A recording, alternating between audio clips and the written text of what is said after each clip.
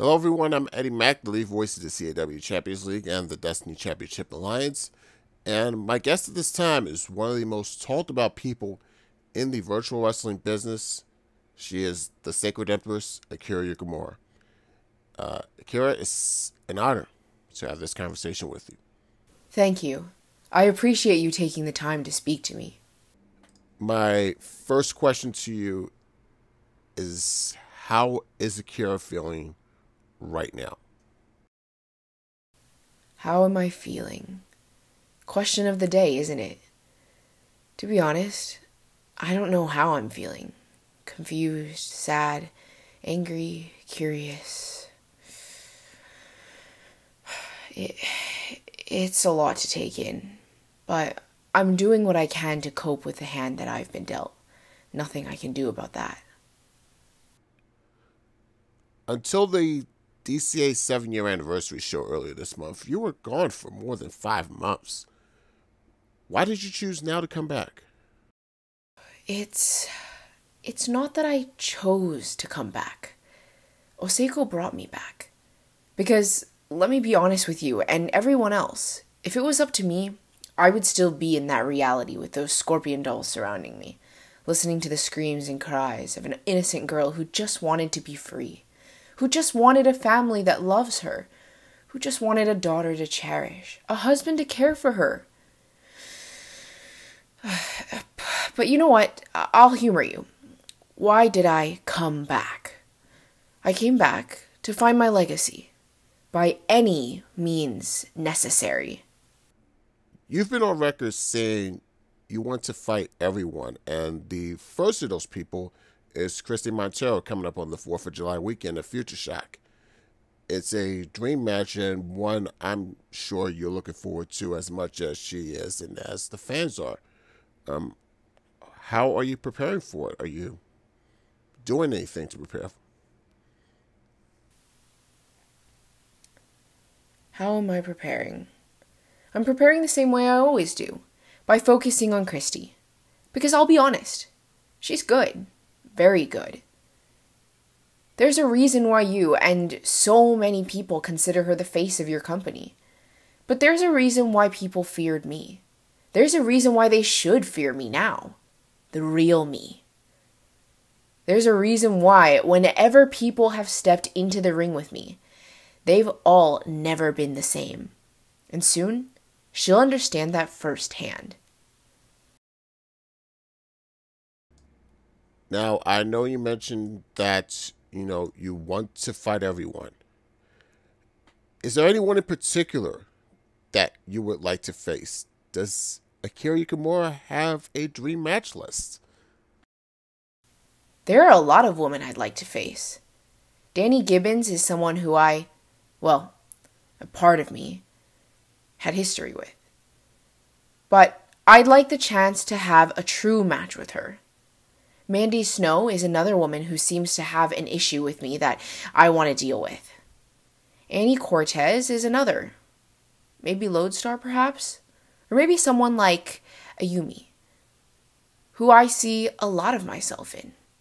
Or maybe a certain Russian nightmare. Or maybe a Hellcat that used to run this division. There are a lot of women I would face, as long as they know that after I'm done, they'll all fall at my feet, bowing to their Empress. You were gone for more than 5 months, and you were, from what I watched in your journey back, you were in this awful place. I don't want to go too deep into it, and if you don't want to, that's fine. I understand that. Why, during that period of time, did you wish to be forgotten? It wasn't just for that period of time, Eddie. It was for years. I don't think any of you understand. But in case you don't, let me remind you. Proving Ground 2. I came into that show just wanting to win. Just wanting to prove myself. Just wanting to prove to you, to me, to these people, to my family, and to myself that I deserved to be at another level. But do you know what I got? Do you know what I got? I was hated. I was vilified. I was cast out just because I wanted to be the best. So I left. I was taken away. I saw one of those dolls. They called out to me, telling me that I was welcomed where she lived, and that I would be free, that I would be in a better place. Then everything was dark. And then I just saw the river, the dolls surrounding me like a shield. And I knew that this was where I belonged. And as I did, I heard you. I heard all of you mocking me, calling me a monster, because the embodiment of my hatred and pain was made into a reality because I was brought to that place. And you all kept wishing for my destruction, wishing for my death. You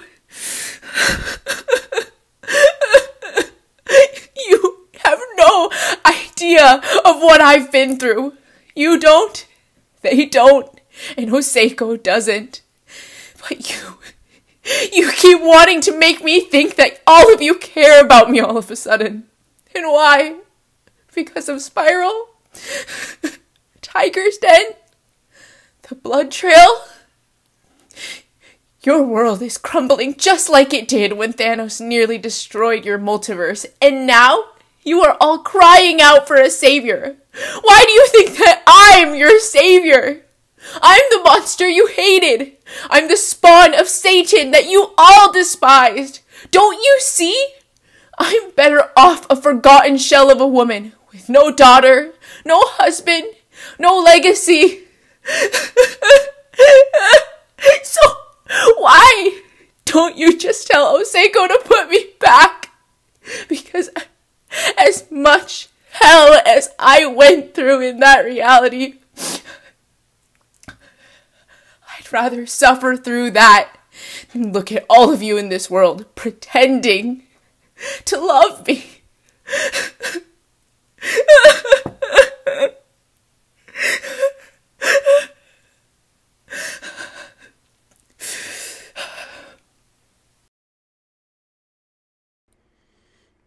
I understand where you're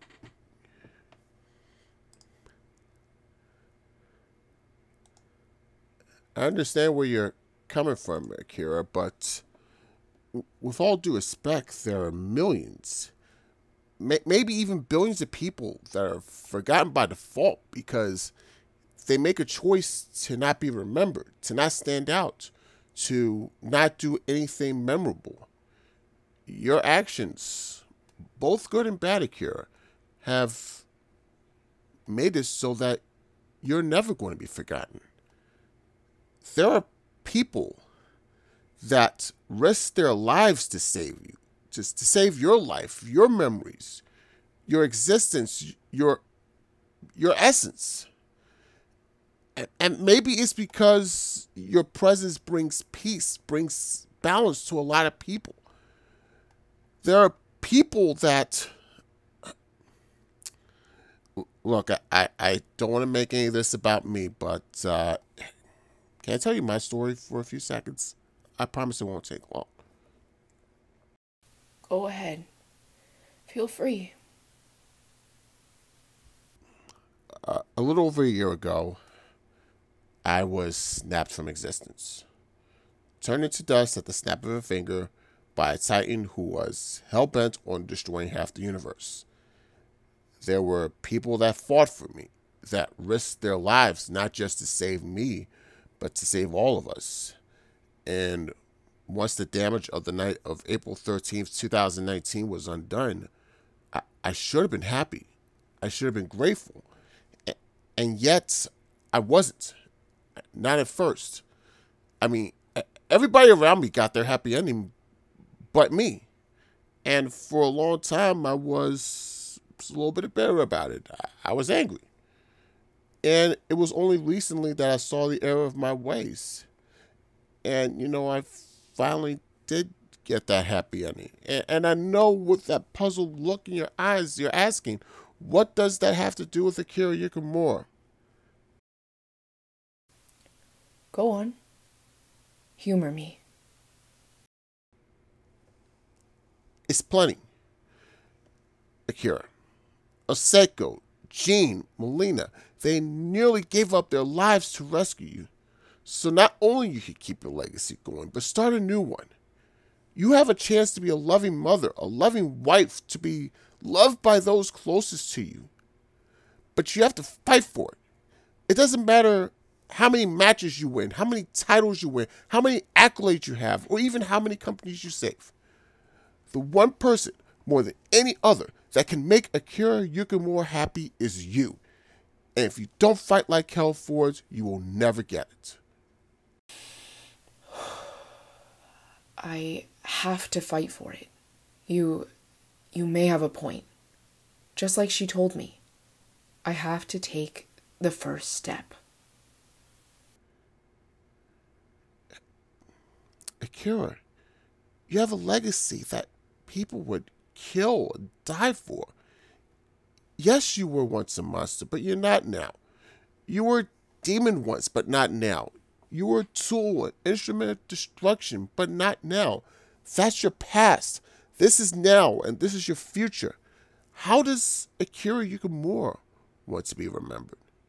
Oseko, Yukimura, Melina, all these commentators, all these fans, even myself, we could give you all the advice in the world.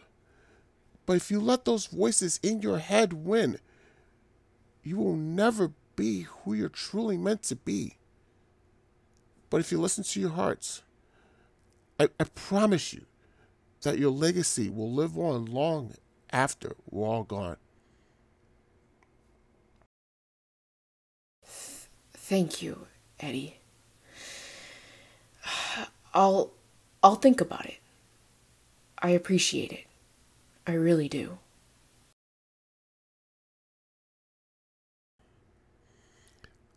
Empress, I thank you for this opportunity.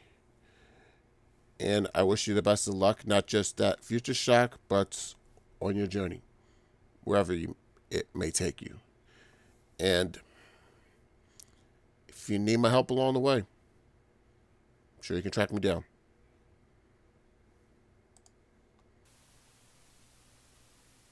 Don't worry. I know where to find you.